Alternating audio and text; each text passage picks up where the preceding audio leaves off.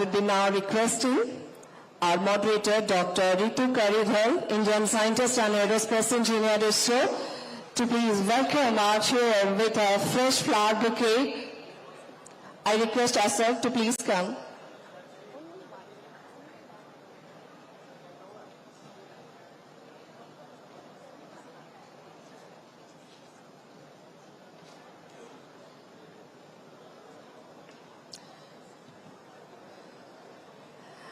This is already houseful and I can see more number of audience are there. This is praiseworthy. I can totally recall a sloka. Yatra naryastu pujyante ramanti tatra devataha. From our Vedas and Puranas, the sloka essentially narrates the society which respects women can actually have the capability to prosper, to develop in true sense. A big round of applause for all the Nari Shakti. The session celebrates the indomitable spirit of women leaders from the Indian diaspora who have made remarkable contributions across diverse fields and regions of the world. They embody the essence of Nari Shakti, the unstoppable force of empowered women who are shaping our world with courage, creativity, and compassion. As we delve into their stories and insights, let's remember the golden words by Malala Yousafzai who said, "We can't all succeed when half of us are held back." So true. Ladies and gentlemen, it's an honor to have with us as our chair, Dr. S. Jaishankar, India's External Affairs Minister, who is a distinguished diplomat and a visionary leader with an illustrious career. India's global stature has significantly risen with initiatives like Neighborhood First, Act East, and strengthening ties with major powers. As an author, his books, The India Way, Strategies for an Uncertain World, offers profound insights into India's foreign policy and global positioning, reflecting his deep understanding of geopolitical complexities. One more book, Why Bharat Matters. A staunch advocate of women's empowerment, Dr. Jaishankar has consistently emphasized the importance of gender equality in international forums and supported initiatives promoting women leadership in diplomacy and development. This also calls for a thundering round of applause, ladies and gentlemen. His commitment to nation building, coupled with his forward-thinking approach, has made him a respected figure both in India and on the global stage. Allow me to introduce our moderator. Leading us through this inspiring discussion is none other than Dr. Ritu Karidhar, a distinguished Indian scientist and aerospace engineer from ISRO. Known as the Rocket Woman of India, she played a pivotal role in the Mars Orbiter mission and Chandrayaan projects. Dr. Karidhar exemplifies the power of women, breaking barriers and reaching for the stars. Ma'am, we welcome you, and I hand over the floor to our befitting moderator to carry the session forward. All the best to our dignitaries and panelists. Thank you. Thank you so much. It's my honor and privilege to be part of this wonderful session. I'll request our Honorable Minister to start this session with his opening remarks.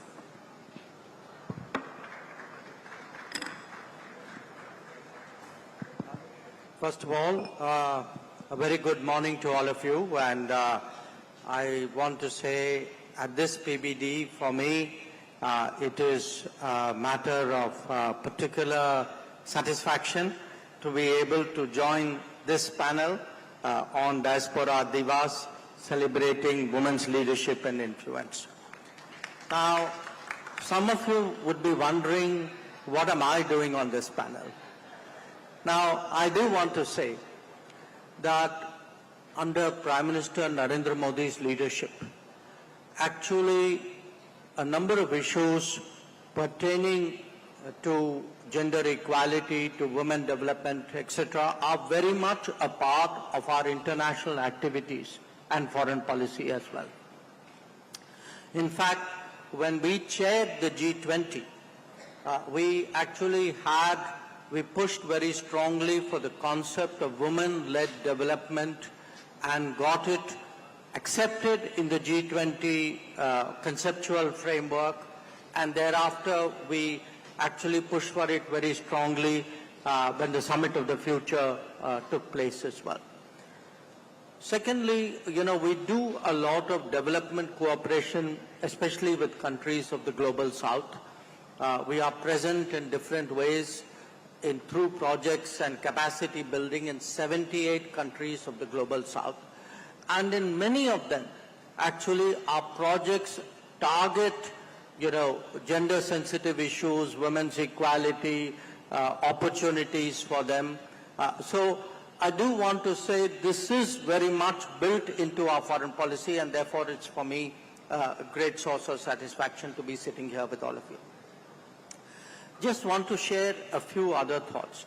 When you look at it, in a way, we are talking about a set of challenges which are truly age-old, which unfortunately are often deeply percolated into our culture and traditions. So when we seek today to progress, we are addressing not challenges which are obvious and simple, but things which are very deeply ingrained in society and therefore that much harder really to overcome. So it starts at birth, nutrition, health, education. Basically it becomes an issue of who has, in a way, a claim on the resources of the family, and that is where actually the deepest discrimination is practiced. And then of course it spills over into the workplace, into opportunities, and all of you know it far better than I would ever do. Now, we are today also gathered with a larger theme of Viksit Bharat. Now, you cannot have Viksit Bharat, you cannot progress towards Viksit Bharat if you don't address this issue. Because, this is at least 50% of what the challenge is. That until we are able to deal with many of this, I would say, traditional, historical, societal attitudes. If India is to become a modern, industrial, tech-centric society, then we cannot neglect 50% of our talent. We cannot deprive them of opportunities or shortchange them in many ways. So I leave all of you to discuss this in further, but I do want to say that role models, why when I look at the term divas, role models actually have a powerful motivational impact on society. That people look at them as role models and tell themselves consciously or unconsciously that if they can do it, we can do it. And the challenge for any society is to make role models eventually into trends. That if they are replicated, if they are internalized, if they are normalized, then they actually have a transformational impact on society. And before I conclude, I just want, again, because many of you come to India perhaps with gaps in your visits. Some of you may be here for the first time, some of you have been here before. So I also want to give you a snapshot really of the changes in this domain over the last decade.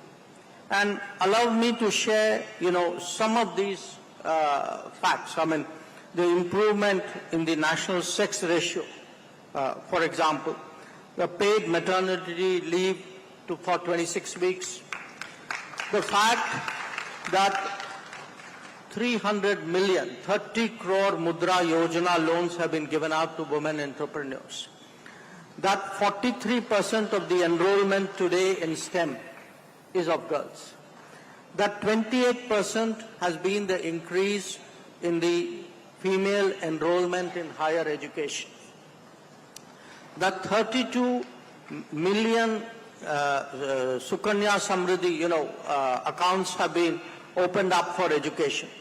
that 100 million smoke-free kitchens today, 100 million smoke-free kitchens, just think about it. Or that, when there is a housing scheme called Awas, under which 40 million homes have been built and handed over. And 72% of them have women ownership, either as sole ownership or as joint ownership. So I'm mentioning this because, when we think of progress, of modernity, of a march towards Viksit Bharat, one metric of measuring it is GDP, how many roads have you built, how many metros, how many cities, how many airports. Yes, that is certainly a way of measuring. But that is superficial until we address the human side of that progress. And to my mind today, these are really some of the powerful changes which are happening in India. But like any change, as I said, they require role models, they require inspirations, they require divas. So on that note, may I hand it back to you.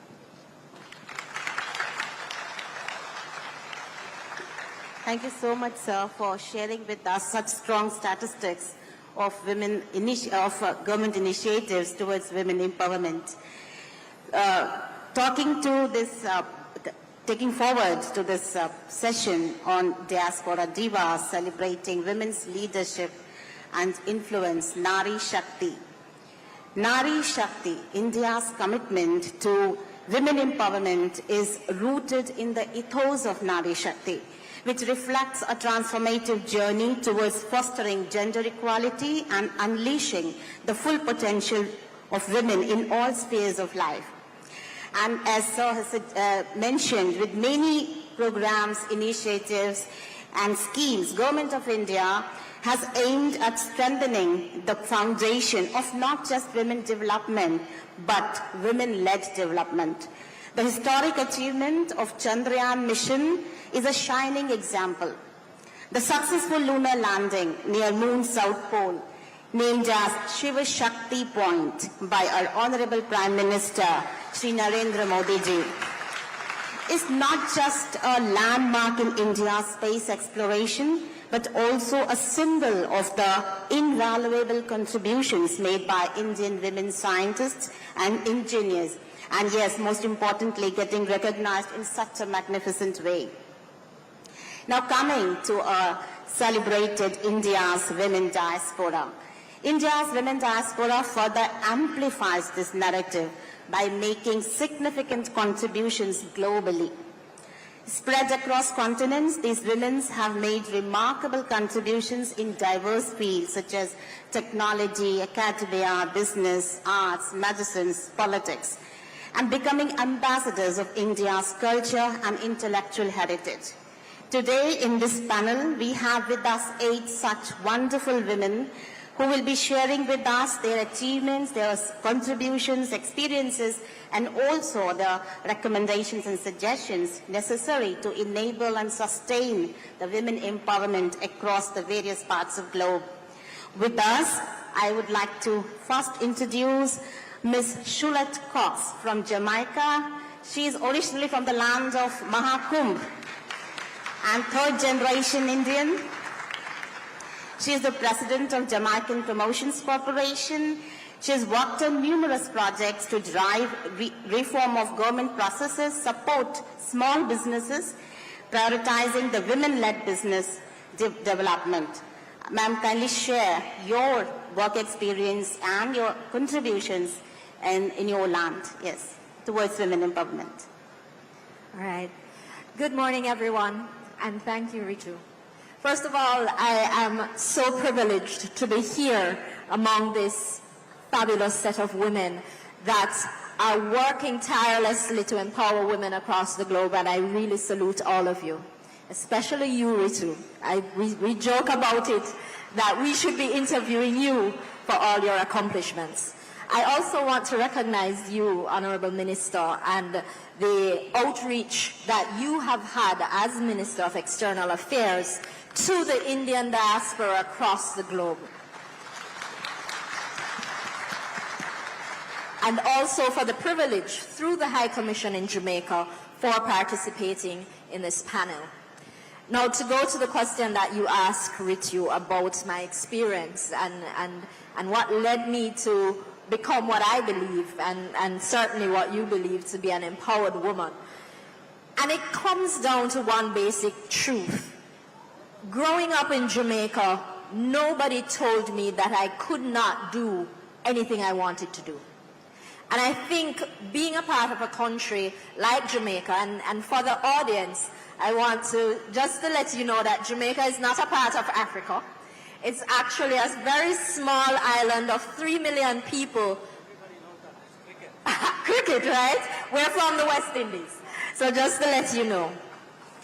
But growing up in Jamaica, what we saw were very empowered women. In 2023, there was a global gender parity index that named Jamaica the 24th country in the world in terms of gender parity.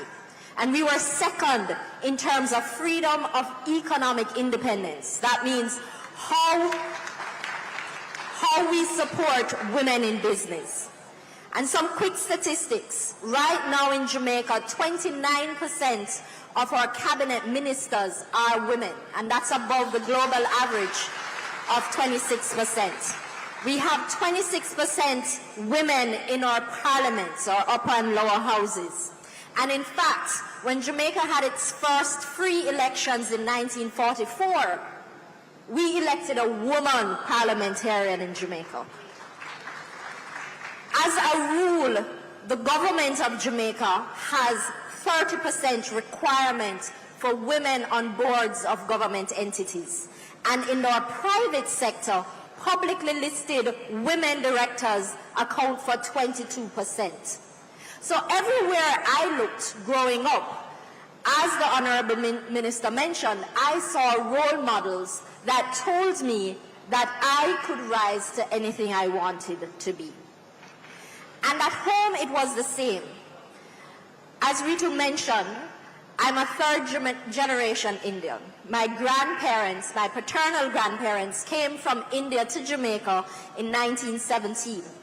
But by the time I was born, my grandfather had passed. And so my grandmother was the head of my family. And we talk about not only women that are empowered, but the men that allow the freedom of that empowerment. Because my father and my uncles never treated it as anything that my grandmother, what she said, goes. And that's the household I grew up in. And so growing up and becoming a professional, and one of the biggest influences I had in my life was one of my older cousins who, for good or for bad, when I was in high school, my cousin was my high school principal. And so he held a standard that I had to uphold. And I had cousins right throughout for all the different grades. And he actually made me become very proud of my heritage as an Indian. And we had, as a Jamaican, which was a largely Christian country, and we only have 7,000 members of the diaspora, the Indian diaspora in Jamaica. Very, very small. But he, as a Hindu, brought Hinduism into our school, and we celebrated India Day just as how we celebrated Jamaica Day. And so even though I was third generation, I grew up understanding who I was as an Indian.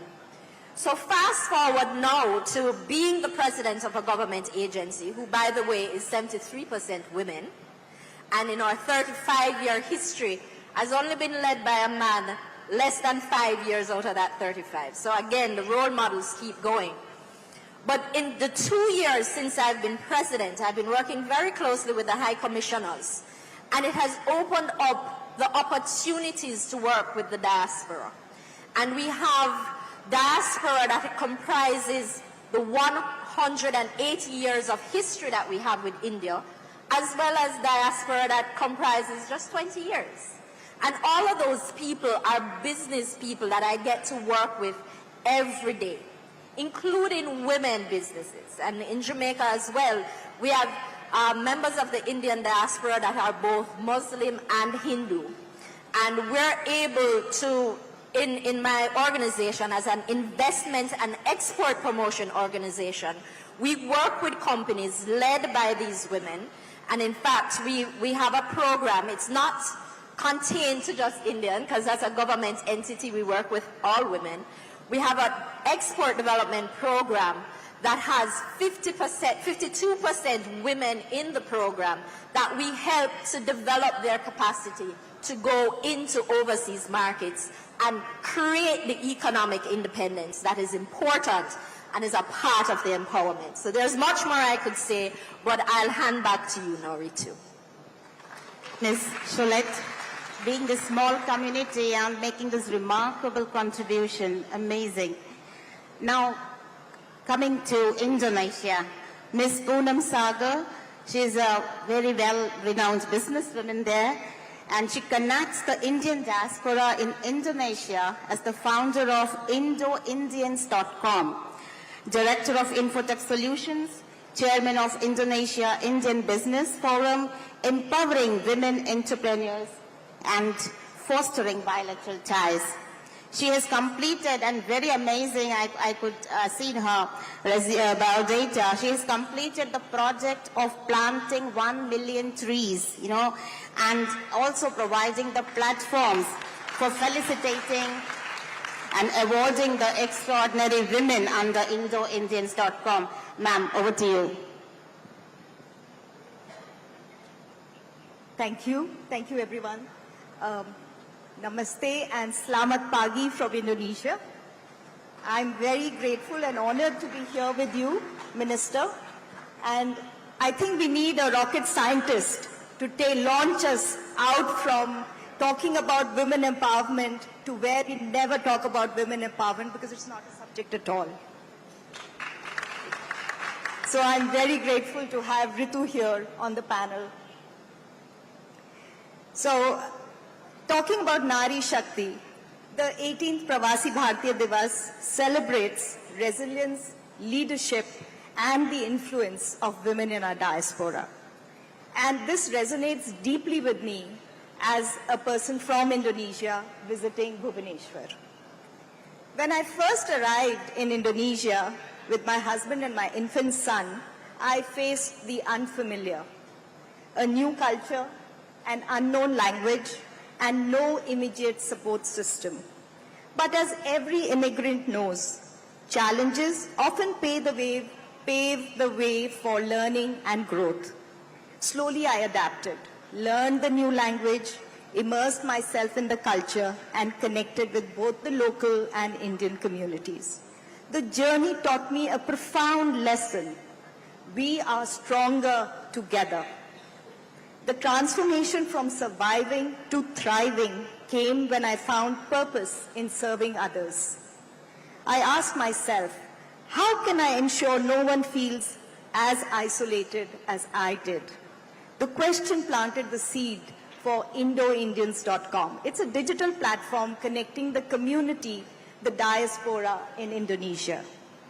Founded over 25 years ago, Indo-Indians began as a simple information website and has blossomed into a thriving community platform. I am very grateful to our embassy, the Indian Embassy in Indonesia, for supporting this and also using this as a platform to connect the diaspora together, while fostering collaboration across cultures. Through events, social media, collaborative projects, Indo-Indians has become more than a network. It's a bridge between two rich cultures, India and Indonesia.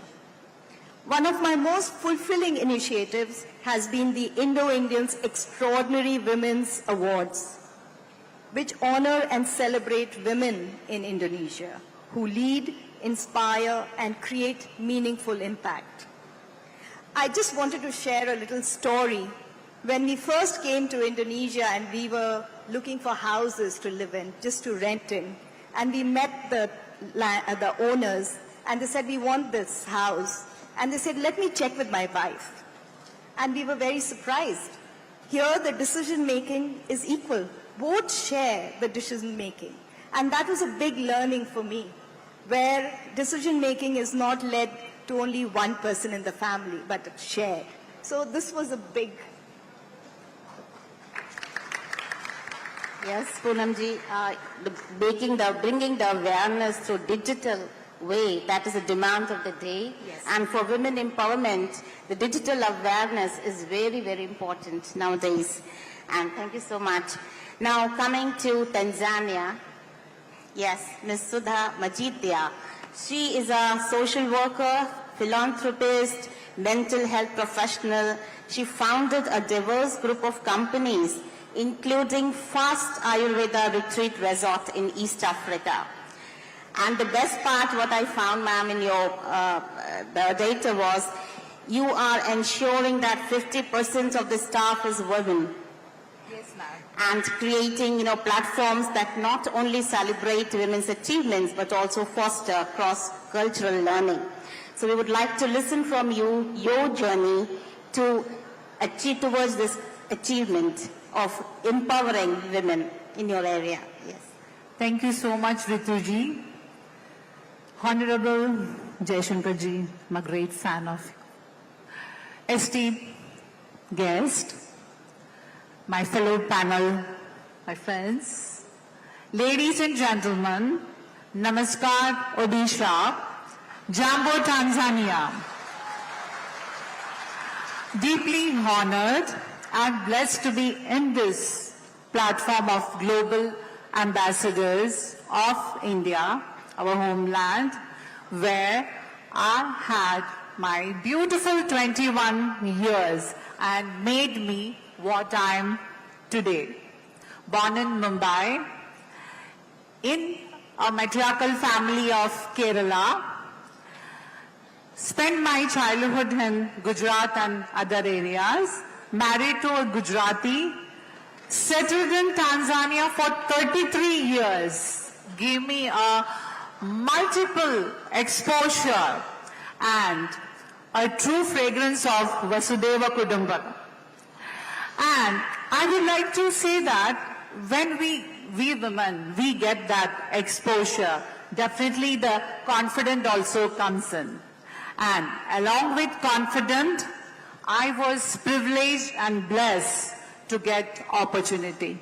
Imagine in this world, if every girls or women get an opportunity to dream also to lead. That is very important to have a thriving society. I wouldn't say that I didn't face any challenges. There was multiple challenges. But one thing I realized, we have to find solution for everything. Like Madam Rituji said, opening Ayurveda Center in Africa was a dream. Immense challenges were there, but today proudly and happily I say that we run a successful first Ayurveda retreat resort in East Africa. As a psychologist, my special agenda for women is promoting mental health along with education. I always feel that we women, I'm not taking any sympathy, but we women always we get into a lot of multitasking, and one thing we realize that how we need to balance our act. So mental health and the promotion, the awareness, as a counselor, I work with various community from the privileged one to the vulnerable society. And as Rituji put in, my main agenda is female empowerment, and I make sure in all the organization I lead, 50% is female employees with equal pay. Also, continuous training for our folks. Finally, I would like to conclude by saying this, that we women are our great supporters. If we get the right person behind us to support, we are there and we are going to successful. And let me stop by saying that let's decide and choose the freedom what we want to do, not the society, it's us. Thank you so much. Thank you, Asante. I would like to thank my embassy, Biswajit Ji, and the team for this wonderful opportunity. Thank you so much. Thank you. Thank you, Sudhaji. Yes, promoting Ayurveda there and mental wellness. Yes, as you pointed out very rightly, this is what women need. Yes. Now coming to Trinidad and Tobago. Dr. Indrani Ramprasad, fourth generation Indian, and very proud to say she is the first female priest, Pandita, state recognized by government of Trinidad and Tobago. She is a women activist, a visiting professor at Banaras Hindu University, and she is a researcher in Ramayana and culture in Gurmitya Diaspora. And she is the recipient of the National Award Gold from the government of Trinidad and Tobago for her contribution for the development of women in religion and community. Oh, that's a great introduction, I think, from my side. Please, ma'am, do share with us your challenges and how you could make these contributions in this totally different area, you know, religion and community, and bringing Ramayana into picture. Thank you, Madam Chairperson. Honorable Minister, it's such a pleasure to be here. It was my goal on my visit to India to be next to you. And here I am. Thank you. Thank you. And our guests, thank you for being here. Namaste, and in the tradition of my ancestors, Ram Ram, Sita Ram. That's how we greet each other in the Gurmitya Diaspora. Namaste is new to us, Ram Ram, Sita Ram. Now for me, growing up, I am a complex person. I want to learn. I always say I've never seen a picture of Ma Saraswati with her eyes closed. And that is an inspiration for me. Always learn. I'm a learner. I think I'm the oldest one on this diaspora, on this platform. 2 years ago, I completed India's first Masters in Hindu Studies at Banaras Hindu University. I was the oldest person then, older than the Vice Chancellor himself and everybody else, but I continued learning. I chose India for all my tertiary education. My bachelor's, my master's, my PhD have been here, Banaras Hindu University, University of Pune, and I'm back as a visiting professor at BHU, where I developed a course called India's Diaspora. So this was a very popular course it was online, and now BHU has incorporated Hindu Diaspora course for the BA students, and we are looking at a women's course as well. So exciting things are happening, and I want to say age is no barrier. Age, I stopped counting a long time ago. Swabhav, I understood my swabhav. That's so important to know who you are, you know, and live according to that. So when my grandfather, my Aja, said to me, why don't you become a Pandita? So he said, you're already doing the work. I was doing lectures and so on Sanatan Dharma. And I must say, I came to India in 1973 to study Sanatan Dharma. There was no such opportunity.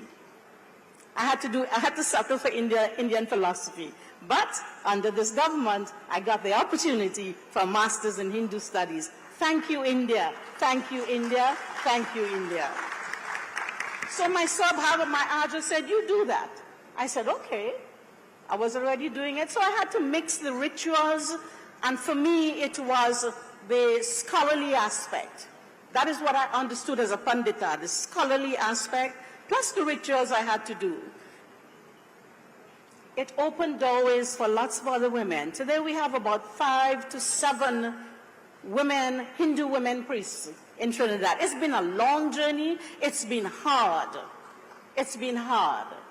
And, you know, some of the major organizations said to me, you can't be that. And I said, no, I can be what I want to be. And when a woman says no, she means no. When a woman says no, she means no.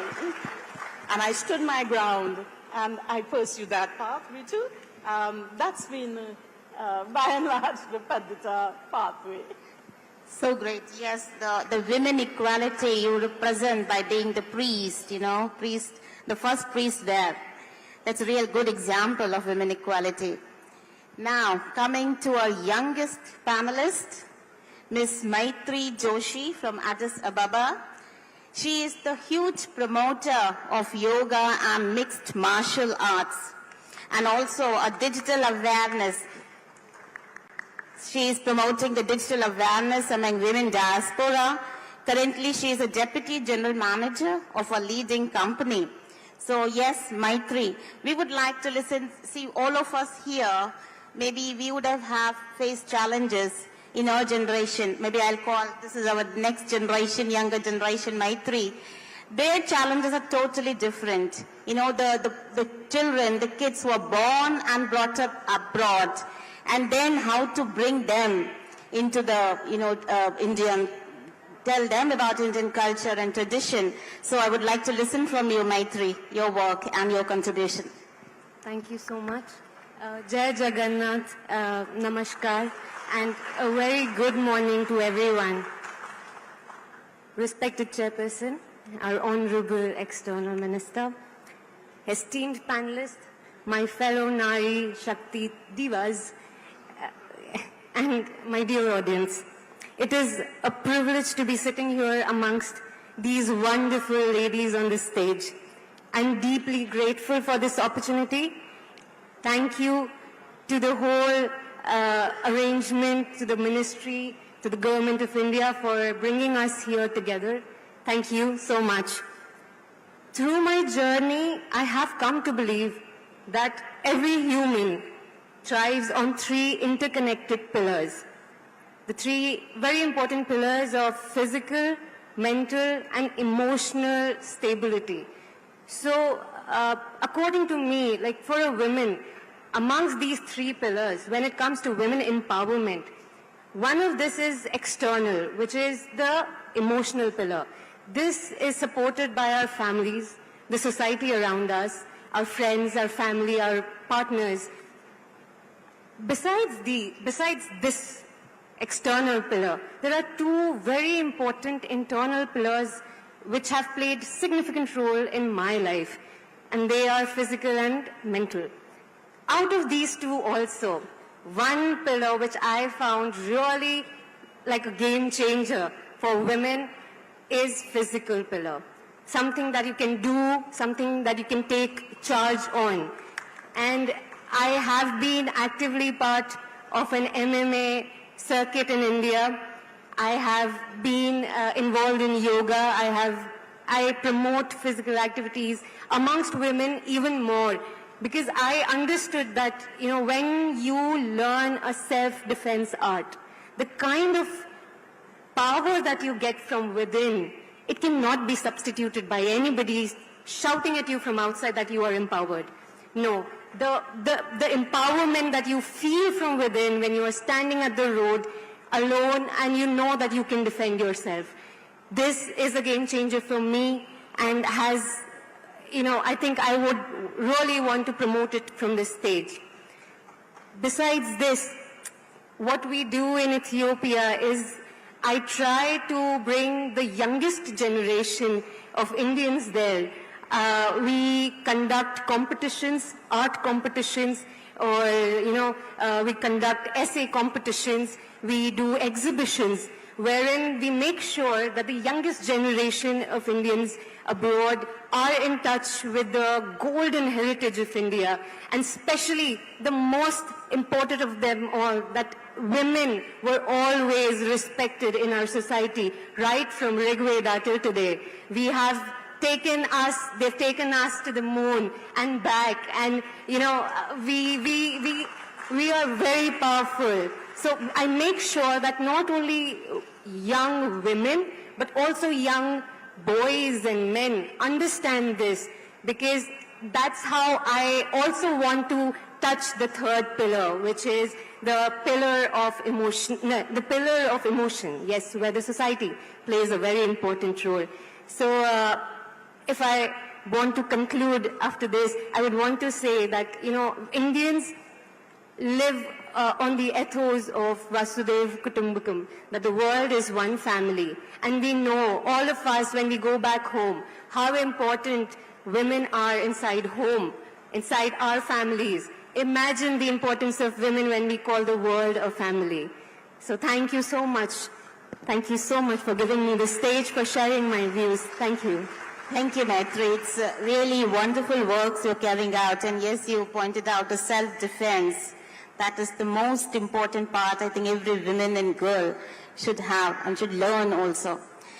Now coming to Qatar, Miss Sakala Apachu. She is a former Miss India runner-up, models for all top designers in India. She's a huge promoter of Indian fashion and brands.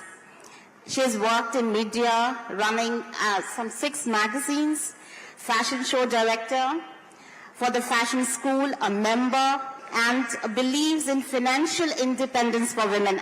Yes, the major part, how a woman can be empowered just when she has the financial independence. So we would like to know more about your work and your contributions in this area. Thank you so much.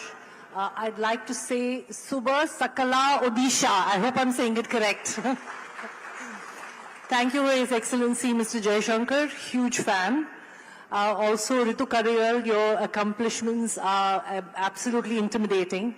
I'd like to thank Ambassador of India to Qatar, Mr. Vipul, who actually thought I was worthy of coming here and representing the women of Qatar.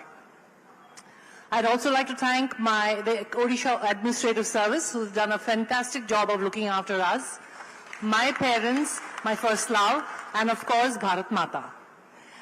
Fashion is a $40 billion industry worldwide. It is one of the biggest in the world, right after oil and gas. And we in India are huge contributors to this. It is our silks, our cottons, our embroidery that is available in all international brands, be it a Dolce & Gabbana or a Gucci or a Christian Dior. This, unfortunately, has not trickled down to our people, the prices that they offer. And the second thing that's not happened is that we have not put this information on the map. We need to understand that India is one of the hugest markets for producing this, but India is not one of the hugest markets for receiving the end product, or rather the money that the big brands make. Now, for example, Nari Shakti would be the pillars of society which we talk about. We are talking about financial, we're talking about social, and we're talking about sustainability. Financial independence for a woman is to teach a woman about how to stand on her own 2 feet, not be dependent, and always have money and always have her own voice. I was brought up in a family, my father's a military man, he was in the Air Force, and he was as big a feminist as any other woman would be. And he always said, stand on your own feet and also have respect for yourself. It is very important for us to respect ourselves as women and also be financially independent. Don't you agree, ladies? The social responsibility that we talk about is the fact that every family, the integral part of the family is that we are what we are because of the support structure within the family and within the society. Our families, our friends, our peers, our teachers, our gurus are all part of the whole social structure that teaches us to become what we are today. And that is a very important lesson that we need to understand. And the last thing is, of course, sustainability. Fashion should not be about not teaching somebody about sustainable garments, sustainability, about using less water, about buying less. It's about buying quality, which India produces, and also about buying very good products from India. I proudly say that I wear something desi every day. Every day I wear something desi. And I'm very proud of the fact that I'm Indian and I produce some of the best, and I want to turn around and teach this to the rest of the world, one person at a time. So part of my journey in Qatar was to teach the Qatari kids and the Qatari women about India. Fun fact, they have a program called the Henna, which is just before the wedding, where the women wear Indian garments. And why should they buy something cheap? So I used to bring them to India, and I used to take them to the top designer houses in India, and I used to show them that they could buy the best of the best at prices that, of course, for them is very cheap, for us very expensive, but understand that they could buy anything that they wanted from India, sourced from the best, putting Indian designers on the map for them. And it has been a slow journey. It has been an interesting journey, but it is a journey nonetheless that I like to understand. I talk about the education of women, and it's very important to educate women, one person at a time, because a society that does not educate women degenerates, and you will all agree with that. I mean, we all need to educate ourselves and educate a person. So I would conclude that. Thank you, Ritu, for having me, and thank you, Odisha, again for hosting this. Thank you, Ms. Sakala. Yes, the financial independence and the fashion, promoting fashion and promoting Indian textiles abroad is a remarkable work. Now coming to Slovenia, Ms. Koki Weber. She has been in Slovenia for 50 years and a successful businesswoman. She is founder of the brand Sari Co. handicraft stores, and she is passionately promoting Indian traditions and culture. Arriving in Slovenia from Kolkata in 1970 as a newlywed in an arranged marriage, she discovered a new way of life. I want to know, ma'am, journey of being a newlywed bride to a successful businesswoman in Slovenia.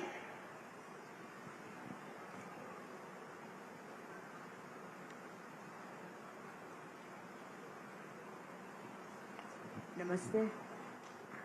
Very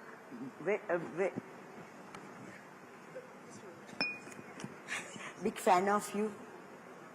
Always wanted to meet you.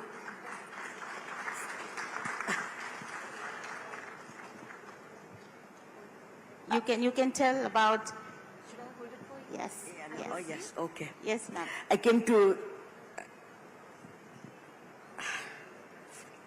It's fine. Nervous. No problem. No problem. It's fine. It's only normal.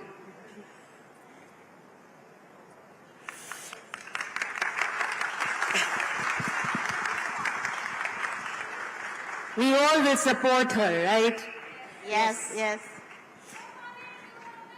I mean, she has been really, I mean, she has discovered a new way of life, which I understand from her, and that required significant resilience, adaptability, and courage.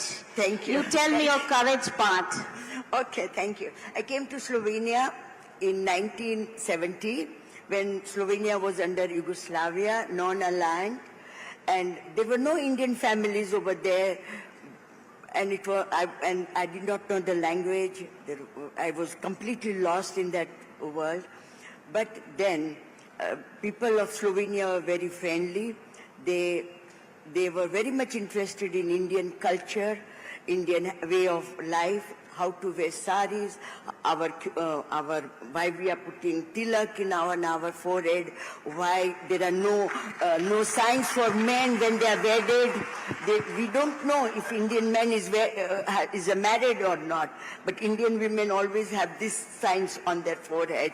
They wanted to know so many things, and I made India. I brought Indian culture, Indian way of life, our god and goddesses, and our food habits, everything to Slovenia. Slovenia of 2 million people now know India very well. Yes, thank you. Thank you for promoting Indian culture in Slovenia. Thank you, ma'am. Coming next to Norway, Ms. Loveline Breina. She is an advisor in Norwegian government and held several leadership positions, challenged the Norwegian policies. influence, research, and rewrite the narrative of women and immigrants. She is named as Norway's toughest woman. Was involved, and she was involved in the Chatterjee case to get the children returned to India, a marvelous work. And the whole major work, which is just taken up now, is initiating the world's first national leadership system standard, ISO standards, for diversity and gender equality.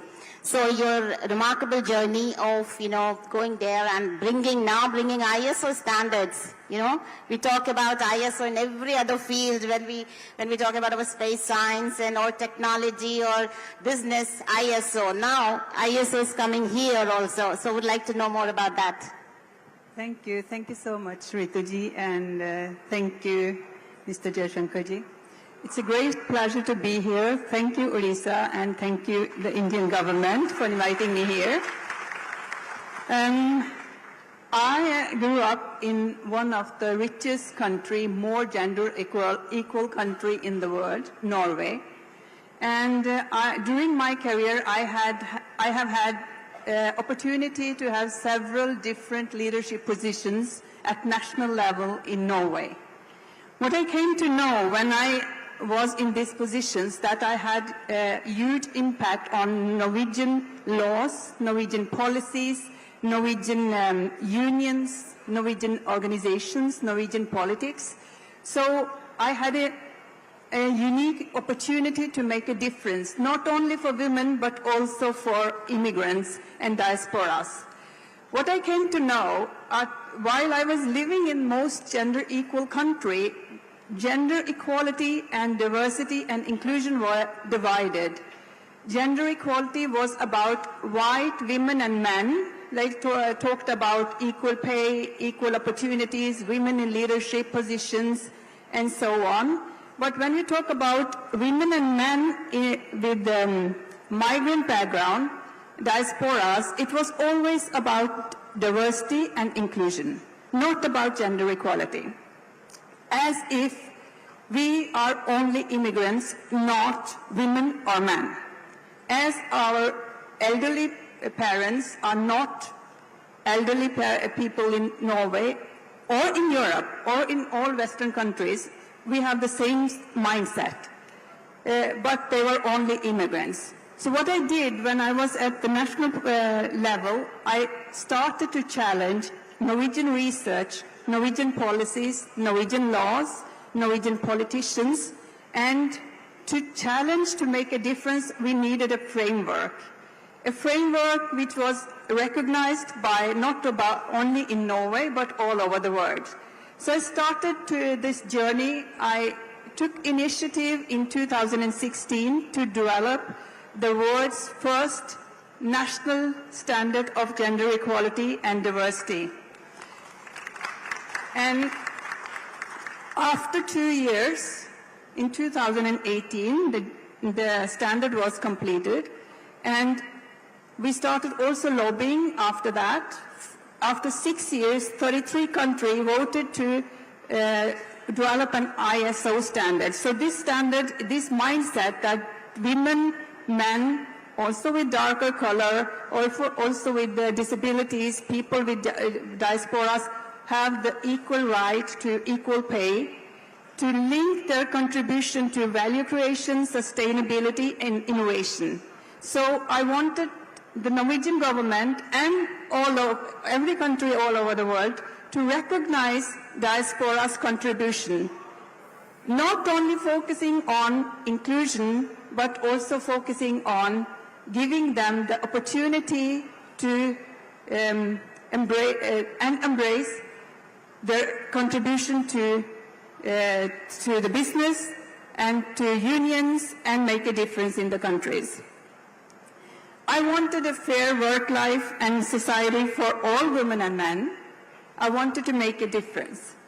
So when this standard was developed, we challenged Norwegian policies and research. So now we have the researchers in Norway, the policies in Norway has focused on gender equality, which include everyone. All diasporas are more treated as equals, and we are still fighting for equal opportunities, but we can make a difference. The reason why I think this standard is important can be a framework for Viksit Bharat is that we have the same challenges in India as we have in Norway at structural and systematic level. This is a system, this is a structure we can implement to make a difference. There is not one way of living, it's not one way of becoming empower women, it's many different ways. And this framework is making it possible for people living in villages, people living in big cities in India. This can also be a framework for organizations, for unions, for policymakers, for departments. So I think we have a framework now which can make a difference, not only for women in Norway or in diasporas, but all women and men in India as well. I believe in gender equality by embracing women and men. We should stand together. Yes. Thank you, Ms. Brenna. Yes, being in the leadership position, and as you talked about the framework, we can discuss separately about, bringing it into our system also. It's a very great work. Now, when we have completed, I think I have covered the all diverse areas of women empowerment, from religion to business to fashion to self-defense to martial arts. So I'm a really old hand. I would like to now take up the second round with the question from I think it's from the audience also, I believe that. What will be your suggestions or recommendations to young girls and women who are planning to settle abroad or become the part of the diaspora? And also how your work and influence can get aligned to Government of India initiative for Viksit Bharat. I would request you to give it in brief, maybe a minute or so. I will start with Ms. Shulit. Thank you, Ritu. So for me, and I think Sachi mentioned it, financial independence, but to kind of bring it down to economic independence. And that's what I work on at Jampra. And that looks three ways. The first one is training. In Jamaica, we have a 75% enrollment rate in university for women. So men traditionally are the marginalized one in training. But there's certain industries that women are not a part of. And so I think one of the big things that women have to look at is that constant learning, right, Indrani? And that is a big part of economic independence. Then there are jobs, just generally jobs. But there are certain industries as well that we are aligned to as women.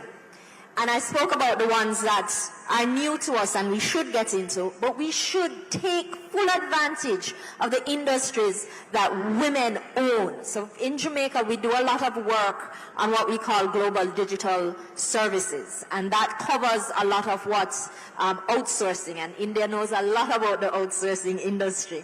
And we're now trying, as you did, to move up the value chain from business process, call center, that kind of work, to knowledge process. And the training and the jobs go together. And so empowering yourself to get higher value jobs so that you're not earning a minimum wage, but you're earning at the highest level. And then the third element is business development. Women are risk averse. I know that for the women in Jamaica, I'm sure that goes across the board. And because of that, we don't enter the business world very often. We like the security of a 9-to-5 job that gives you a salary on the 25th of the month.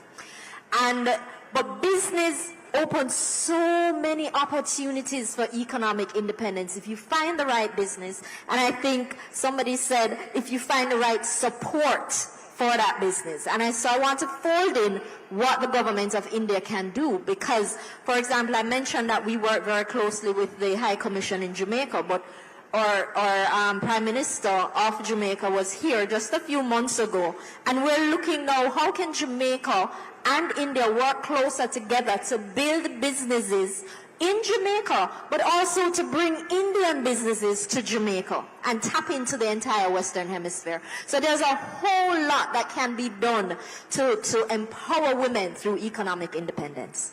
Yes, the economic independence, that's the real requirement. Now coming to Ms. Poonam Sagar, so I would like to know, how your influence or work, can get aligned to Government of India's vision of Viksit Bharat.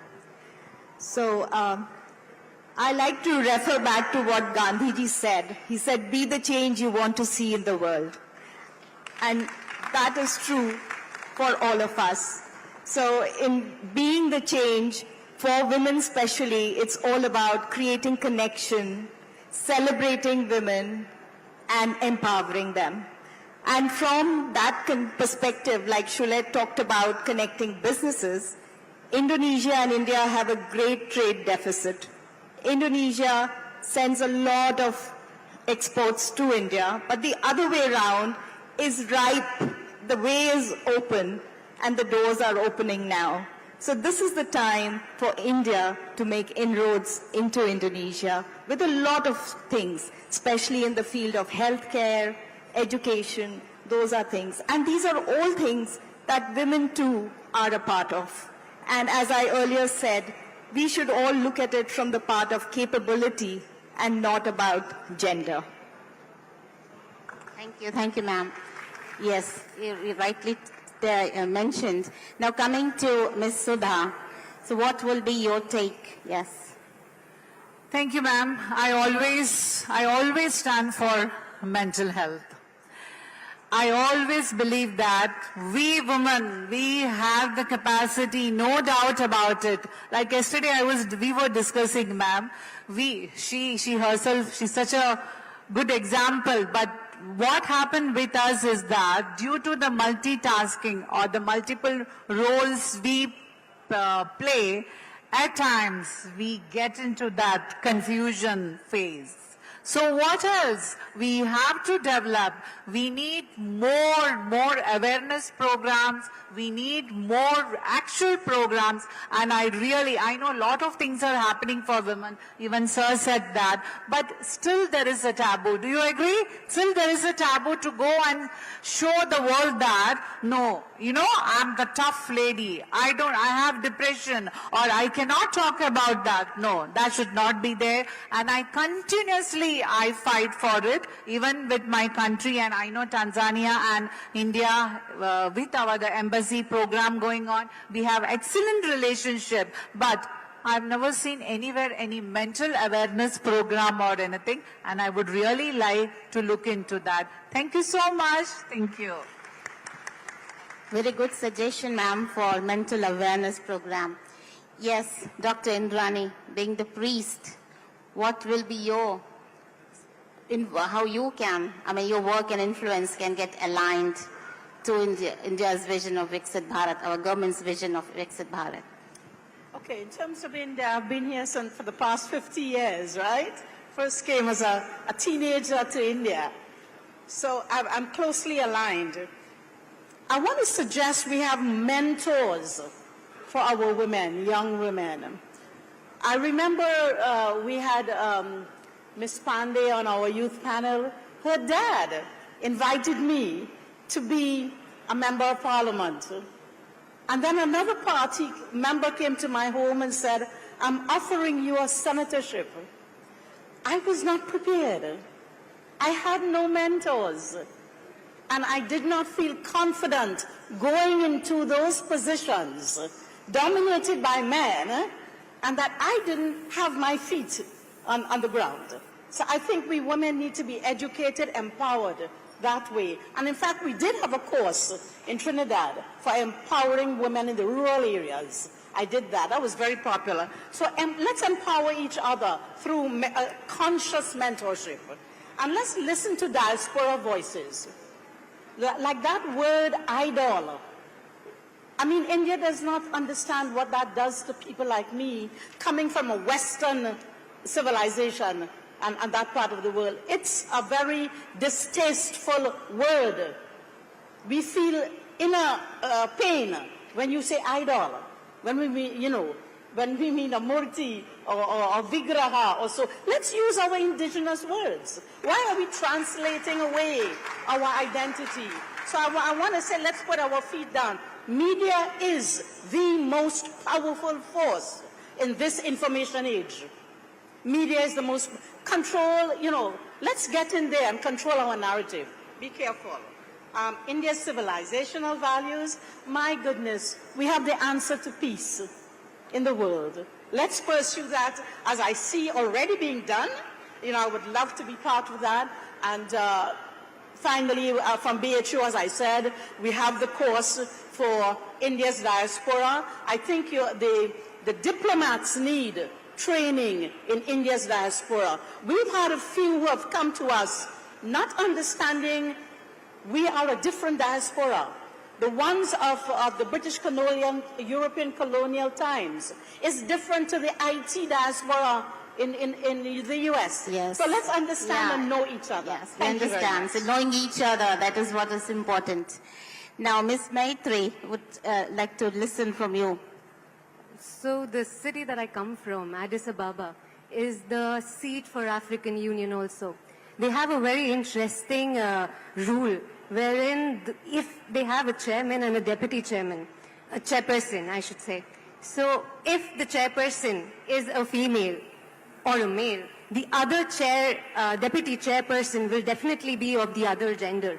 So this in itself is an example of, equality for, and this is a representation of African Union. Imagine the kind of empowerment that you are getting from just an example.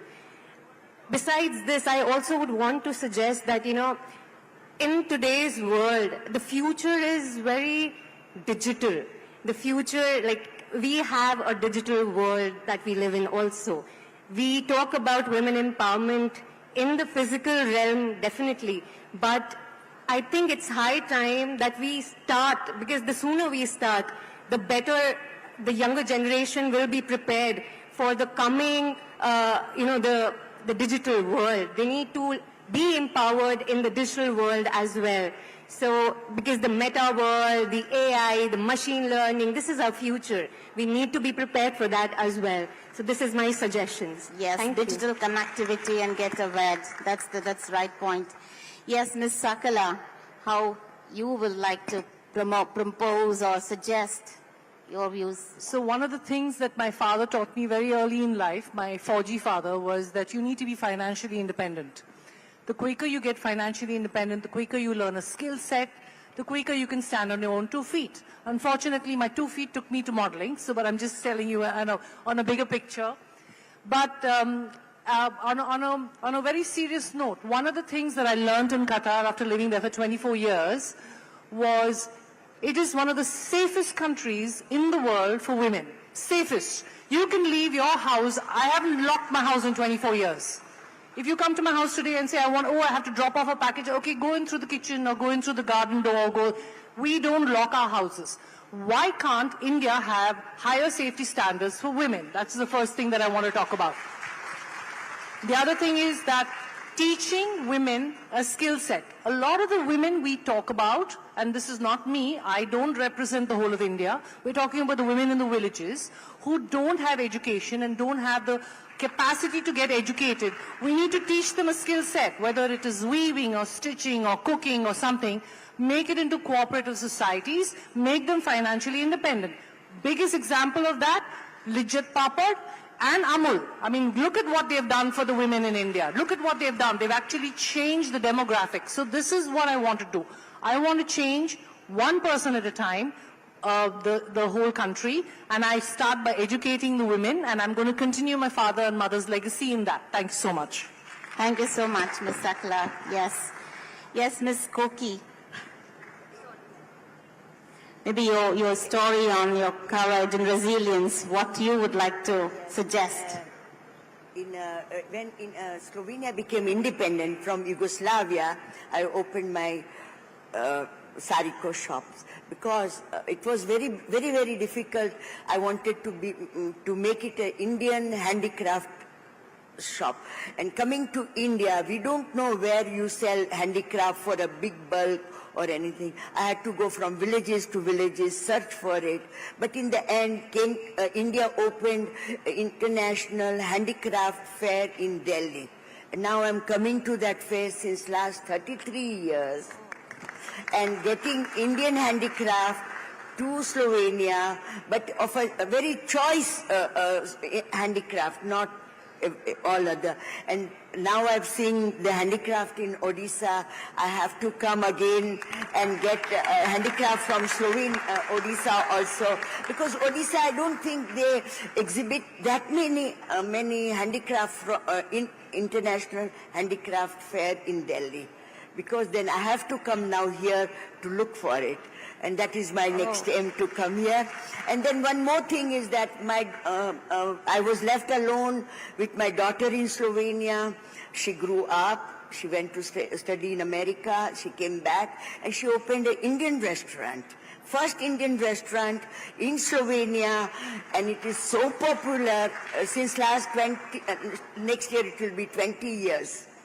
We've got authentic Indian cooks and authentic Indian food, which is even our ambassador, Mrs. Namrata, she praises it, and I thank Mrs. Namrata that she sponsored me to come here. So nice of you. And I also take part as an Indian citizen. We have an international women's association where we do bazaar every year and sell our own country stuff. Not any other countries, like I sell Indian stuff, and whatever money we get, we give it for the battered woman in Slovenia. This is very nice to know now. Odisha, taking I'm Odisha doing to a Slovenia. lot in the name of India, and thank you very much. Thank you so much, ma'am. Thank you. Yes, Ms. Loveleen, being in the leadership position, what will be your suggestion or proposal, to get aligned your work with the vision of Viksit Bharat? Thank you. Looking back to my childhood and adolescence in Norway, I hadn't many role models in Norway, strong women who I could look up to. But I had role models in India. Indira Gandhi, I had Nargis in Mother India, and I had all the goddesses in India. So I needed role model, and I had to find them in India. So when I became the chair of National Parents Committee appointed by the King of Norway, this was my first leadership position. The only thing I had with me was Gandhi's rules and way of thinking about diversity and inclusion and equity. So what I did was focusing on what are similarities among people. I think this is one thing we can bring with us to the Indian government. Connect people by focusing on similarities and embrace differences as way to value creation, sustainability, and innovation. The second thing is that we must involve men and make them responsible for giving women the positions at every level in the country and in organizations, from villages to big national and international companies. I think it's important to think diversity and gender equality and empowering women by helping men to understand why this is a part of building the nation. It's not helping women, it's to create a strong nation in the future. We need India as a strong nation, and I think when I was chair of this national committee of the standard of diversity management, I was really proud that I made it. But the ISO standard, the committee, the chair is my son. He is embracing and developing this standard. So we have to involve men. And the third thing is that I hope we can have this framework, because Through this framework, the organization must know how to establish, implement, operate, monitor, and maintain and improve gender equality and women empowerment. So I think we have the framework. So this will be my suggestion. Yes, your framework. Interesting. So with this, I understand, we have undergone 2 rounds of very thought-provoking discussion, sharing these all lovely ladies, wonderful achievers, their contribution, and also the suggestion, to enable and sustain the women empowerment. Now, I request our Honorable Minister, if you have any questions to any one of them, or we would like to listen from you. Would you like to take questions from the public? Maybe one question, because we're running out of time. We can take one question from audience. Yeah. Yes. Any one question? Michaela, do you have a question? Yes, a question. Please say your question and to whom you want to ask. Mike, please.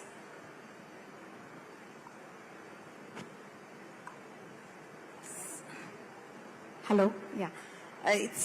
We have a limited time. Actually, I had lots of questions for everybody, but the session, we would take another session for that. Role model, मेरी माँ सबसे बड़ी role model रही हैं. आपने mental health की बारे में बात की. I think I should talk in English because the delegates might not understand. You mentioned about mental health. I would just put an addition to you that please keep physical health also hand in hand with the mental health. Because that's very important. Only when you're physically healthy can you take anyone, a man of 6 feet also. I'm not even 4'10", but I feel confident enough. That is one thing, so please take that. And financial independence, teaching a skill is an excellent point, but I would like to add on to that, or request maybe to Mr. S. Jain Shankar and the other delegates, that for someone like me who stopped working after 15 years full time because my children were born, we need something so that we can go back to work easily. It's very difficult because aajkal when I was working, the world was like this. Now the world is like this. It's all AI and all computers. I really have to struggle. So maybe something like that, if you could do that. And the other thing, mothers, since we are talking about women empowerment, I have 2 sons. Mothers need to train their sons so that they respect their women and mothers and their grandmothers and the female. So please, that is one thing. And as a politician, this is directly addressed to Mr. Jaishankar. I don't know whether how much will he be able to help on that account. See, politicians have the power to change the country or the state or the village or their panchayat.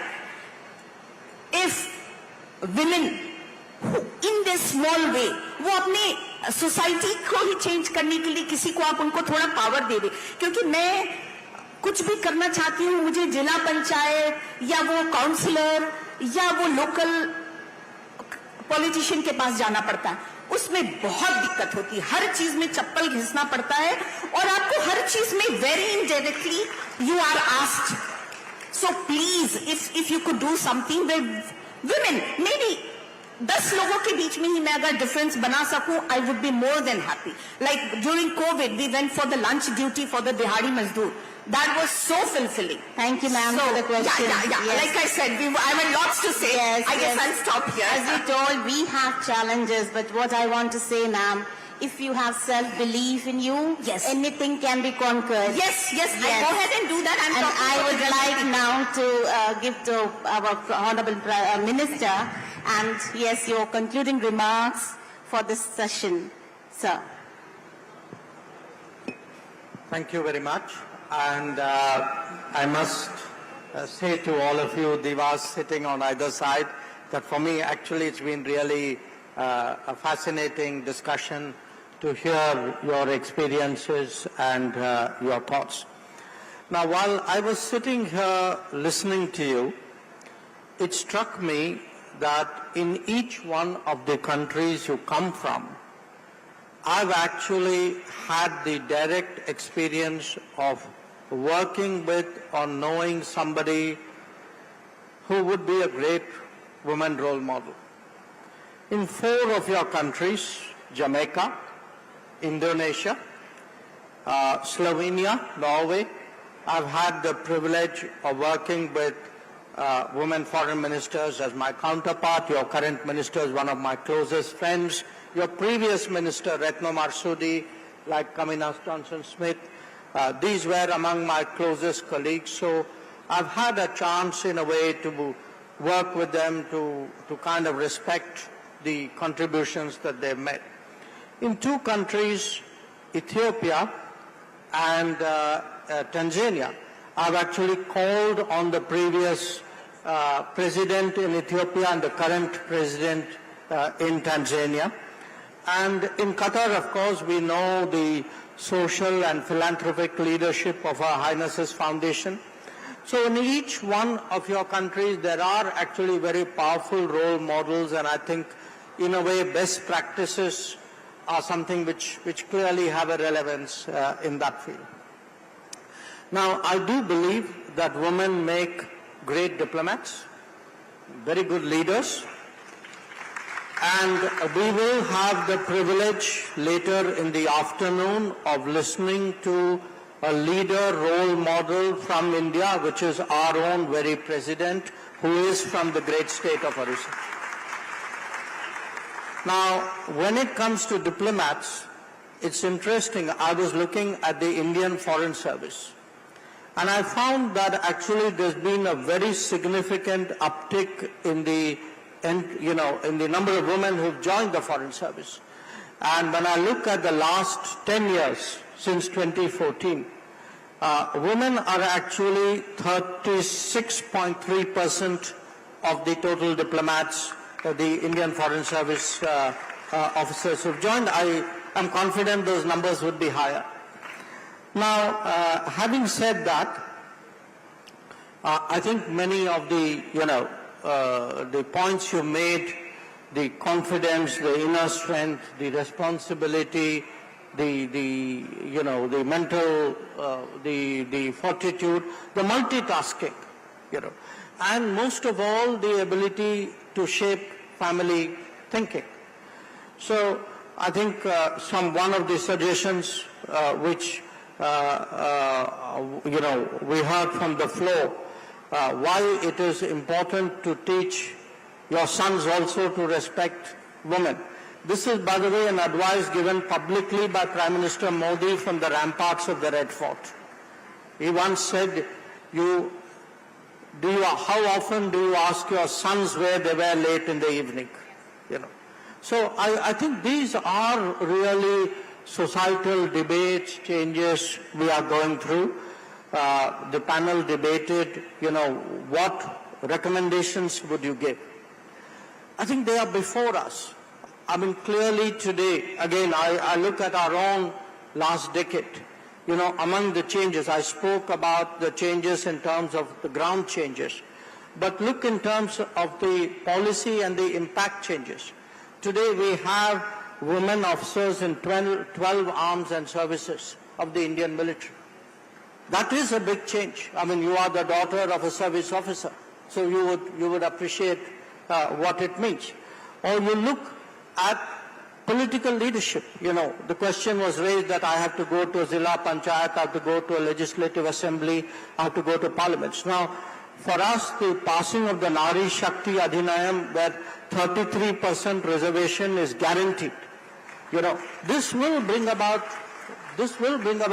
a change. Or if one looks today at entrepreneurship, that when we say, we talk of Lakpati Didi, we talk of Mudra, we talk of Swanidhi loan programs, unsecured programs to allow women entrepreneurship, the number of women who actually availed of loans under Stand Up India, I think, exceeds 70%. So how do we encourage them to get into public life? How do we encourage greater entrepreneurship? But most of all, sitting next to you, how do they actually bring their talents to bear on technology? Creation of technology, but also deployment of technology. So, it's interesting. We have a program called Drone Didi, Drone Didi is to teach young women how to operate drones so that in the villages they are actually able to use drones to sort of contribute to agricultural performance. So my concluding remarks, even though I'm sitting next to you, is Nari Shakti is not rocket science. Nari Shakti should be an attitude, it should be a belief, it should be internalized, but I'm sure a rocket scientist can actually inspire us most of all in Nari Shakti. Thank you so much, sir. You are the huge inspiration for all of us. Let me say that. And yes, with the final words, what I would like to say, Indian women diaspora representing a dynamic blend of tradition and modernity, making invaluable contributions to the global stage while staying deeply rooted in their heritage. So all of your achievements, not only enhance India's global image, but also inspires millions of women worldwide to dream big and break barriers. Thank you so much. Thank you to Honorable Minister Sir for chairing the session so well, and thank you to our befitting moderator. Thank you, our esteemed panelists. I'll take pride once again reminding all of you that it was our Honorable Prime Minister's vision, dream, which Odisha government has successfully implemented through the revolutionary Subhadra Yojana by strengthening the grassroots women, and we have one of the key role players. Please give a round of applause to our Deputy CM Madam Pravatiparida, and true advocate of women empowerment, our Deputy CM Shri Kanakvardhan Singh sir. And also we have our Health Minister, Chief Secretary, Principal Secretary, all the amazing administrative officer. We are proud of you. And thank you so much, sir, for this amazing session. I would definitely quote one line: the future belongs to those who believe in the beauty of their dreams. Ladies and gentlemen, we have witnessed fantastic session, and thank you audience for full house present and support throughout the session.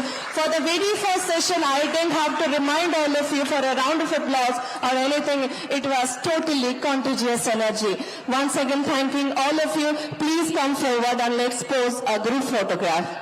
Thank you so much. And please stay tuned. We will witness another power-packed session shortly, ladies and gentlemen.